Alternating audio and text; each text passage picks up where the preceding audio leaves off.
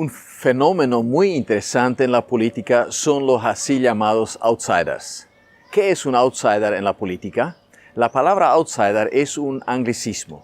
Un outsider es una persona que incursiona en la política, pero que no pertenece al sistema político. Incursiona en la política alguien quien no es político, pero que tiene un prestigio en otro ámbito de la vida.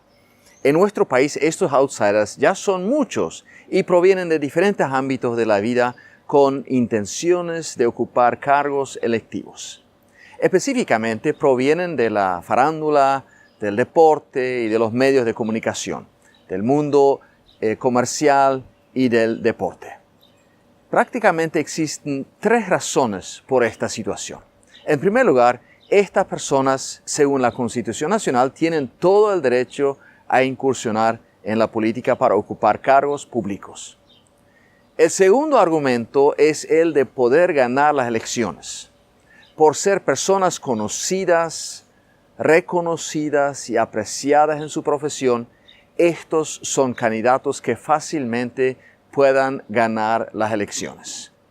El tercer argumento consiste en el pensamiento de que no serán tan corruptos que los tradicionales políticos.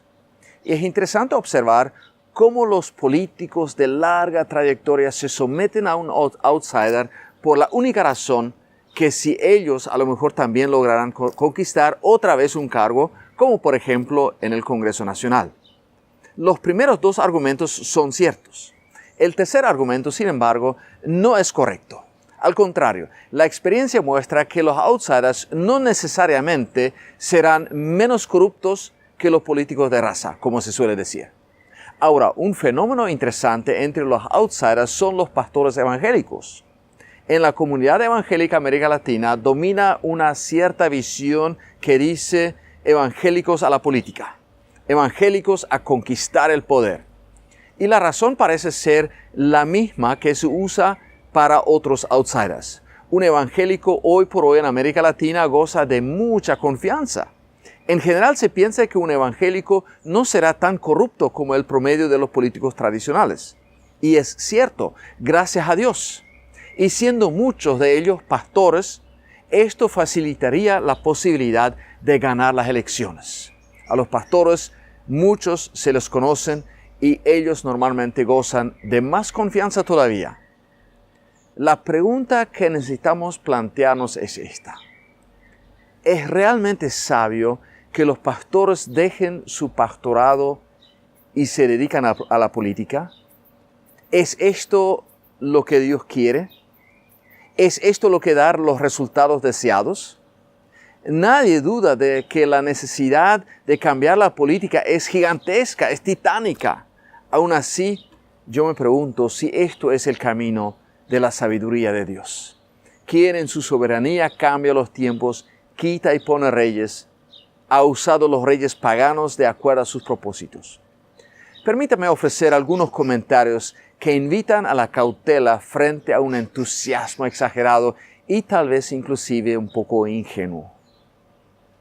En primer lugar, hay que admitir que ser un buen cristiano no le hace automáticamente un buen y eficiente administrador de la cosa pública. Puede ser que sea así, como también puede ser que no sea así. Si es un buen profesional y conoce mucho de administración, puede que sea así.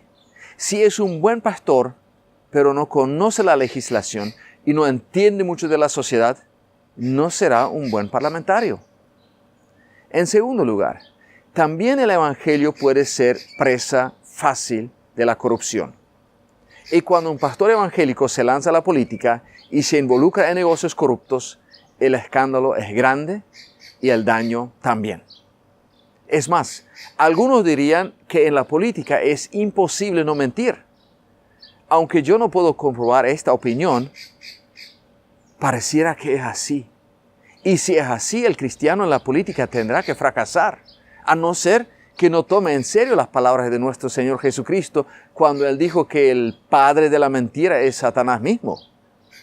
En América Latina ya tenemos alrededor de 30 años de experiencia con evangélicos en la política. Existen muy pocas investigaciones serias al respecto. Lo que sí sabemos es que tenemos ejemplos muy buenos y ejemplos no muy buenos. Existen menos estudios todavía sobre el empeño en la administración pública de expastores evangélicos. Por eso no sabemos si la participación evangélica en la política latinoamericana mejoró las condiciones de vida de la sociedad, si contribuyó más a una justicia no corrupta, ¿o no? Hay un tercer criterio para los pastores evangélicos. Según nuestra Constitución Nacional, un pastor o un sacerdote no pueden ser candidatos ni a presidente ni a parlamentario. El señor Lugo violó la Constitución por el simple hecho de que un sacerdote católico no puede nunca renunciar a su sacerdocio. Pero esto no es la culpa de la Constitución Nacional. Así también ha habido sacerdotes en el Congreso Nacional. Los pastores evangélicos sí pueden renunciar y no tienen impedimento alguno para candidatarse a cargos como presidente o diputado. Aún así, el pastor que quiere incursionar en la política tiene que preguntarse seriamente si realmente está dispuesto a renunciar a un llamado que recibió de Dios y que fue confirmado por la Iglesia al ser ordenado.